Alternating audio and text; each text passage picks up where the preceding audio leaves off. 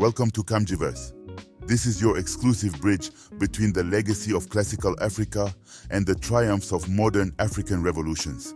You won't find this connection anywhere else. If you're new here, smash that subscribe button and hit the bell so you never miss an episode. Share this video with friends and family. Become a channel member or join our Patreon. The links are waiting in the description. Let's honor our sacred legacy and ignite our future together. And there are a lot of individuals who talk about there's no connection between classical Africa and contemporary Africa. They primarily do this with respect to, these infra-Saharan African populations, making many false claims such as, the African architectural traditions were not evolved, they're unrelated to ancient Kemits. Africans never built with stone, Africans never used bricks, and a lot of foolish statements such as this. But in reality, the architectural traditions of Africa represent a continuous and dynamic evolution of form, space, and technology, from the monumental temples of ancient Kemet to the vernacular and palace structures of West and Central Africa. Among the most striking examples of this evolution is the Bamum Mvun's built environment, particularly the reconstruction of the Fumban Palace after the devastating fire of 1913. Under the visionary leadership of King Njoya, Bamum architecture synthesized indigenous knowledge, environmental adaptation, and external influences into a coherent system that both honors ancient precedents and embraces modern engineering principles. And in reality, a engineering analysis of the Bamum architectural systems, building systems, and traditions shows a deeper Paleo-African lineage that is also influenced by neighboring African populations, much more so than any European incursions or Eurasian incursions. So when we trace the architectural evolution, we can see evolution from classical Africa in the Happy River Basin to regional traditions. And this is reflected in the monumentality in temple planning. The use of axial layouts, massive walls, and carved stone reliefs in ancient Kemet laid the groundwork for attention to processing, symbolism, and structural stability. And you can see this within the Bamum Fumban Palace. You have vaulted roofs and ventilation, and these vaulted roof systems, seen in Kerma period tombs and temple crypts, establish an understanding of form-based passive climate controls that reappear in Bamum vaulted ceilings.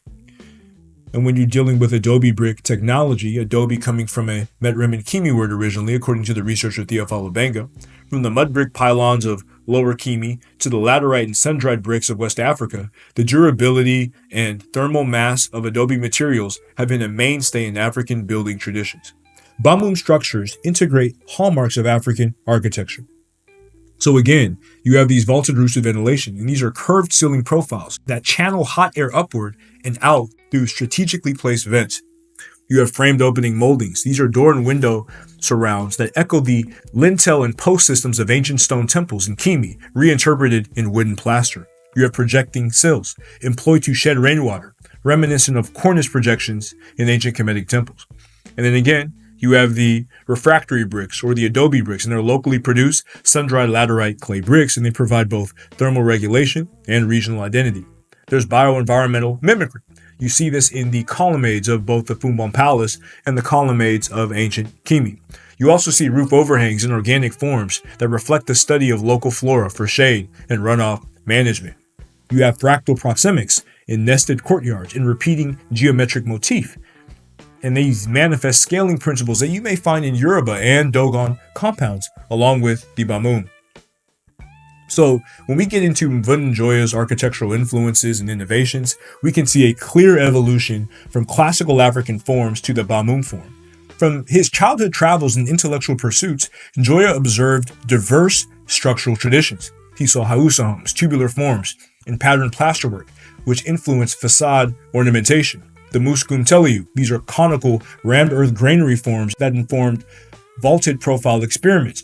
You have the Tatasomba and Sosolo Somolo, Batamaliba Takieda. These are fortified earthen towers with upper level zones that shape the palace's multi-tiered massing. And then you have Ajami literature, and these are written accounts that enriched Njoya's theoretical knowledge of geometry, proportion, and materials. Although many German ethnographers mistook Njoya's Bamum palace for European mimicry, the reconstructed palace has many indigenous features.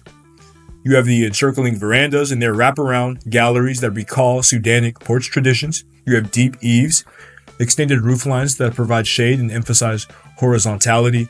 You have carved wood posts. These are structural supports that double as sculptural columns, echoing totemic poles. And then you have raffia palm formwork. These are organic shuttering for vaults, and that demonstrates local craft ingenuity. And then last but not least, these laterite clay bricks, and they're fired and sun-dried bricks bond in the earth-bound traditions with longevity enhancements. Primary text shows that Njoya actually documented his own structural engineering contributions. He gave an engineering review of his own work.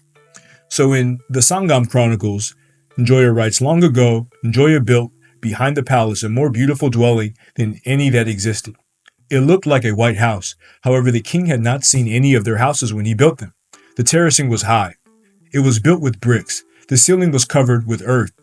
And on this ceiling, another room was built. The roof was of mats. The dwelling was named Guyam. The ladder that allowed access to the upper room was so well made that you didn't feel like you were climbing a ladder when going to the upper floor. An outside staircase gave access to the first room, and from this one went to the upper floor. The floor on the ground floor was so well done that you would have thought it was not made of earth. It was in the upper room that the king spent the night. It was beautifully decorated. The walls were covered with fabrics. The floor was covered with mats. The hearth was coated with a kind of varnish. The veranda which surrounded this room was also covered with mats. 2 metal pipes connected the first floor and the ground floor. One was for the water and the other for the wine. A long string ran from top to bottom. Every morning, water was poured into one of these pipes, and the servants who spent the night on the ground floor came there to take the water necessary for their toilet. When the king wanted to give wine to the servants, he had it poured into another pipe, and they came to fill their drinking vessel, without seeing the one doing the service."